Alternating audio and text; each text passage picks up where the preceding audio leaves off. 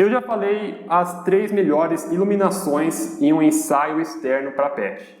Mas agora eu quero falar quais são as 3 piores para você entender que elas vão classificar que deviam ser evitadas ou que são mais difíceis de você conseguir lidar e conseguir ter um bom resultado. Tá certo? E para começar, eu vou começar com também a mais famosa, né? Que eu espero que você esteja falando, oh meu Deus, qual deve ser essa luz? E, assim, na verdade, eu acho que isso todo mundo já sabe, que essa é a luz do meio-dia, né? Então todo mundo fala, não fotografa no meio-dia, não fala no meio-dia. E o porquê que não se fotografa no meio-dia? Aí você pode dizer, é porque é uma luz muito dura, né? É uma luz realmente não é muito interessante essa luz.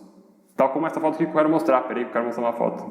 Essa foto aqui foi feita num parque na cidade aqui, se não me engano não foi meio-dia, mas foi 11h30, então tá mais ou menos, praticamente a mesma coisa. Olha só como ela realmente é muito mais intensa, né? Ela tem realmente a questão aqui da marcação. Mas, há uns anos atrás, eu fui convidado para poder escrever no calendário da PETS sobre fotos, como fazer boas fotos no período do verão, né? E um dos temas abordados eram sobre por que não fotografar no meio-dia, né? E é interessante isso que a intenção desse tema era para falar que é uma luz muito dura, que é uma luz muito marcada. E a verdade é que a luz marcada, na verdade, essa luz marcada, ela pode vir independente do horário, ela pode vir até no pôr do sol, dependendo, né? Se ela for bastante dura, realmente não importa.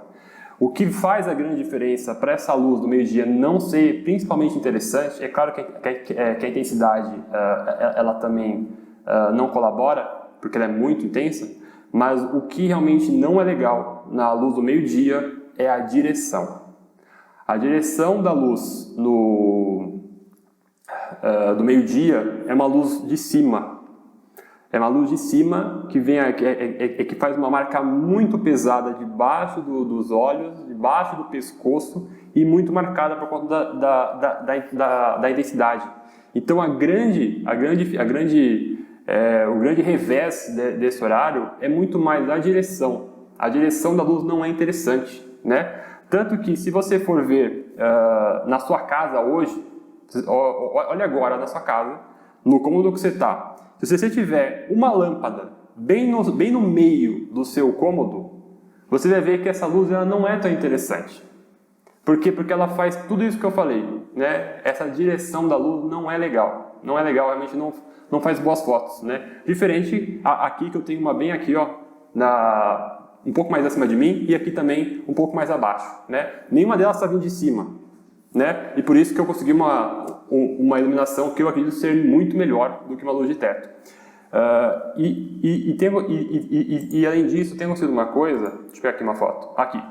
Tem acontecido que muitas casas hoje em dia não têm o costume de utilizar uma única lâmpada no centro do cômodo. Eles estão fazendo hoje, iluminando principalmente nas paredes, né? E também na sanca. Por quê? Porque essa luz ela não vai vir reta de cima para baixo. Ela vai vir na diagonal, ela vai vir na lateral, na horizontal, né? Que são iluminações muito melhores, que trazem um resultado muito melhor para a sua foto, né? Aqui no caso é por conta das pessoas, enfim, para você ficar bem.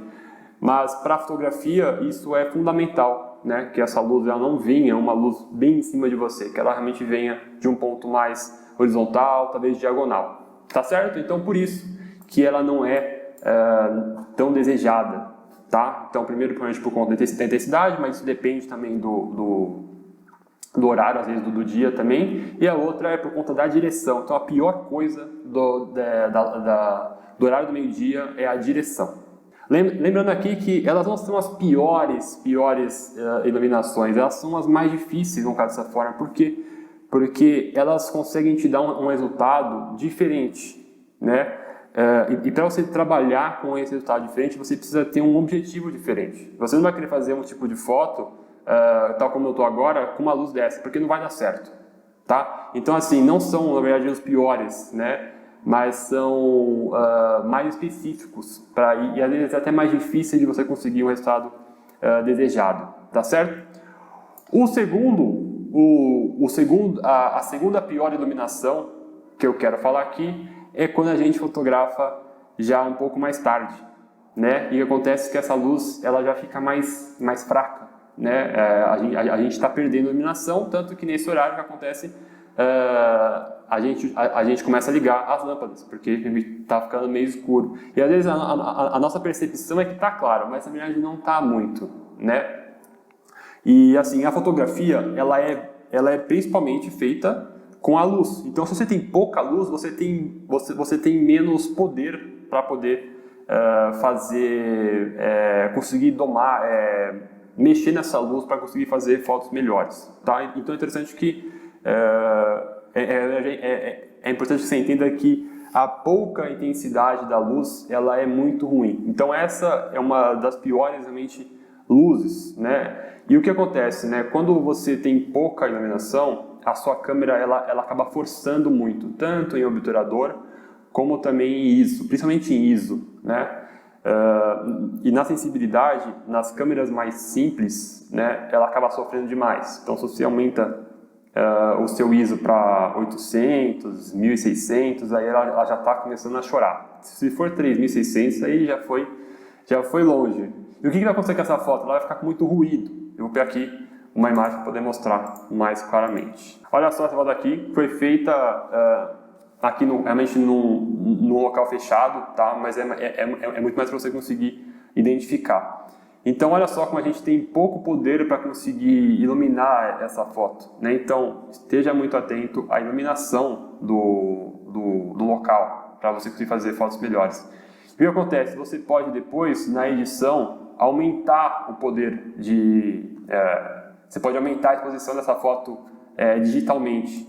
E o que vai acontecer? Ruído. Vai acontecer isso aqui, ó. A foto vai ficar extremamente cheia de pontinhos, cheia de pixels, tá? Então, mesmo que você utilize o melhor software do mundo, com o melhor computador do mundo, a sua foto ainda assim vai ficar pixelizada. Não vai ficar legal, vai ficar com menos definição. Tá? E uma coisa é você fazer uma foto bem legal e depois colocar um ruído para colocar um estilo, e outra coisa é essa foto já ter esse ruído, tá bom? Então você acaba perdendo clareza na sua foto. E daí que você tem duas soluções: ou você se prepara melhor para poder fazer esse ensaio, ou você gasta muito mais dinheiro comprando uma câmera que consiga trabalhar melhor com baixa luminosidade, como essa daqui que eu estou mostrando agora.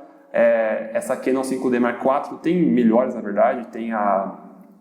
Na Canon tem a R6 e a R5, que elas trabalham muito melhor em baixa luminosidade. Tem também na Sony a A7, enfim, tem também na Nikon, acho que a Z7, se não me engano, é muito boa, né? Só que são equipamentos claramente mais caros, né? E acredito que não é todo mundo que possa investir nisso. E ainda assim, né, é importante dizer que ainda assim, com a ajuda do equipamento, ainda assim a chance da foto ficar um pouco com ruído, com menos clareza, também é alta, tá? Então assim, mesmo que você invista 30 mil, 40 mil, ainda assim você tem grande chance de ter essa foto mais marcada, com mais sujeira, vamos pôr dessa forma, tá certo? E a terceira e última iluminação, né, de piores ou mais difíceis iluminações, na verdade, aqui realmente seria o contrário da pouca iluminação, seria o excesso, né? Nem tudo que assim, isso na verdade é para a vida, né? Tudo que é em excesso é ruim, né? E aqui fica muito claro isso, né? Quando a gente tem uma iluminação muito forte, a gente também não tem um resultado muito legal. Eu vou mostrar aqui numa foto. Olha só, essa aqui foi uma foto que eu fiz aqui em casa, né? Foi no horário do meio-dia, mais ou menos, tá? Claramente a gente tem a parte da sombra ali, que eu já falei algumas vezes, mas é importante você entender na parte do excesso de luz, que é o quê? Quanto maior quanto mais luz tem, é uma balança. Quanto mais luz você tem, mais sombra você vai ter. Em questão não em quantidade, mas em intensidade. Então a sua sombra ela vai ser muito mais escura comparado com a luz, né? Então você tem essa diferenciação muito forte, tá? Então quando a gente tem uma luz muito forte, a gente vai ter sombras muito fortes, muito intensas, muito mais escuras, né? Se fosse uma luz mais suave, né, ou menos intensa, ela também teria uma sombra menos intensa. Então, o que acontece? A gente tem fotos mais marcadas, né? E fotos marcadas não são necessariamente ruins, como eu falei. Não quer dizer, essa lista realmente não são as piores, assim, são as mais difíceis, porque trabalhar com esse tipo de iluminação, você muitas vezes tem um resultado diferente que consiga ficar bom. Aqui no caso dessa foto, eu acredito que não ficou bom. Por quê? Porque ele meio que fez uma sombra aqui no cachorro, e aqui no canto tem um pouquinho do pelo dele que está meio para fora. Então meio que isso tá demarcando demais ele, né? Iluminações assim mais intensas, elas são interessantes para você poder fazer sombras no chão, para que você possa fazer sombras no próprio modelo, mas de uma forma intencional, tá? E no geral por isso que essas luzes muito intensas também não são interessantes. Então assim, nem tanto ao céu, nem tanto à terra, né? Nem pouca iluminação, nem também muita. É interessante que você consiga ali um intermediário para que você tenha uma boa exposição. Então, fechando aqui, a gente tem 3 pontos que são: o primeiro, né? Que são a luz do meio-dia, né? Que é a luz direcionada, né? Esse é o grande ponto dela. Então, a luz direcionada. O segundo ponto são a baixa iluminação. E a terceira, que é a iluminação muito intensa. Tá certo? Gostou do vídeo? Eu me chamo Lucas, sou fotógrafo de animais e eu ensino como você pode se especializar em fotografia pet. O melhor nicho da fotografia, porque tem os melhores modelos. Fica aqui para assistir mais vídeos como esse, para quem ama fotografar cães e gatos. Te vejo no próximo vídeo.